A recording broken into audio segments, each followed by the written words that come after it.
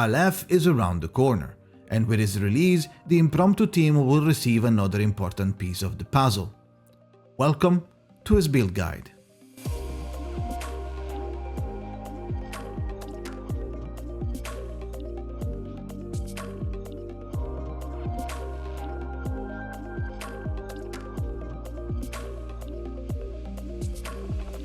ALEPH is a powerful intellect mental support, able to further buff Impromptu with his abilities, give more AP and record played cards with his special ultimate mechanic. Let's go ahead and check his insight more in depth. Insight 1 gives him 2 more Eureka. Whenever an ally consumes Eureka, he will accumulate point of inspiration. At the start of each round, he will also gain 4 Eureka. If the ally is also under his clarification buff when attacking, ALEPH will further consume 1 more Eureka to make 1 impromptu attack inflict interpretation on the target.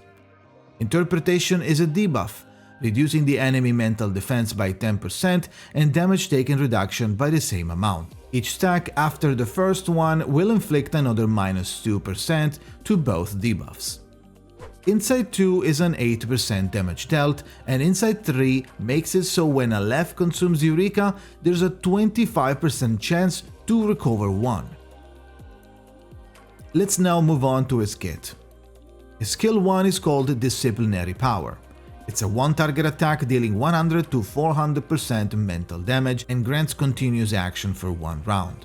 After the attack, it consumes 2 Eureka to add 1 extra attack to Impromptu. Skill 2 is called the Idealist Declaration and is a mass buff. Grants all allies 1 stack of clarification for 3 rounds. Can also consume 2 Eureka to grant 1 additional stack. Clarification is a buff granting 10% incantation might stacking up to 4 times. The ultimate is called Reflection of Omniscience and introduces a really interesting mechanic. It's a self channel. ALEPH will then memorize the first 2 basic incantations actively cast and enters the hyperthymesia status for 1 round. The memorization will also keep track of rank level and inspiration points the incantations had. Once in hyperthymesia, ALEPH will not be able to act in the current round. At the end of the next round, he will then stop and add the memorized incantation at the end of the AP order. After that, Impromptu will gain 2 extra attack that round, with each applying interpretation on the targets. The final attack will also deal additional damage equal to 80% of current interpretation stacks, before removing them all at the end. For more clarity, when initially casting ALEPH's ultimate, that's when the incantations will be recorded. You also don't have to put them after the ultimate. It will count both left and right. Knowing his kit, the best way to play ALEPH is by using your S1 to gain 1 AP, as well as trying to buff as often as possible, even just for the Eureka consumption. Then use his ultimate to record important incantations from allies or from himself, keeping in mind they will be cast next turn. With clever planning, you will be able to use him well. Let's now move on and check his portraits. P1 extends continuous action AP duration to 2 rounds and chance to recover Eureka to 50%. P2 raises the number of memorized incantations to 3 and increases the debuff value to -3%. P3 further improves the ultimate, giving it more damage and raising the number of extra attacks to +4. P4 is a damage increase on clarification buff to 15%, and P5 is another damage boost on the ultimate, with a further increase on the debuffs to -5%. Overall, the important portraits are definitely P1 and P2, with a slight value on P3. The most important is P1 though.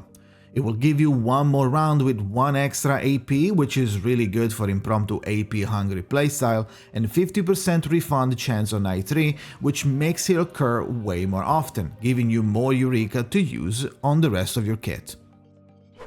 Now that we know his portraits, let's move on to his Psychube. ALEPH will have his own called Mental Cage. It can be found in the shop and gives incantation might.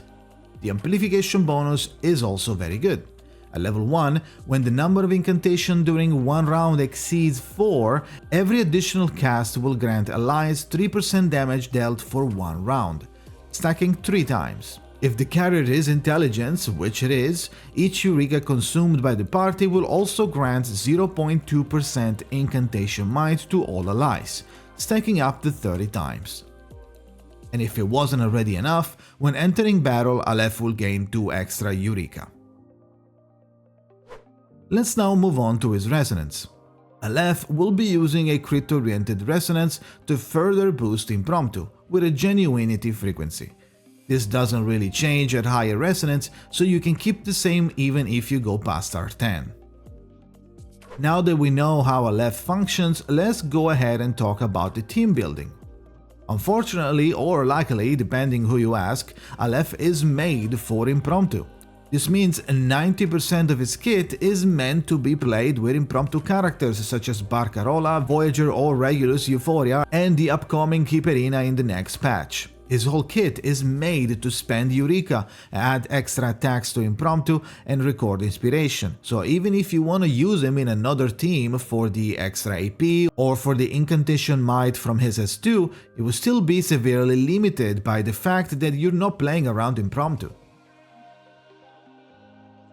Overall, ALEPH is a really powerful support for one of the strongest team in the game, able to give AP, tons of inspiration, and the unique ultimate mechanic will help you burst bosses down in no time. So if you decide to add him to your roster, try to plan on an Impromptu team as well. That's it for today's guide. For any question, feel free to leave a comment below or come ask me live on twitch.tv/Jakazin. Thank you for watching and see you next time.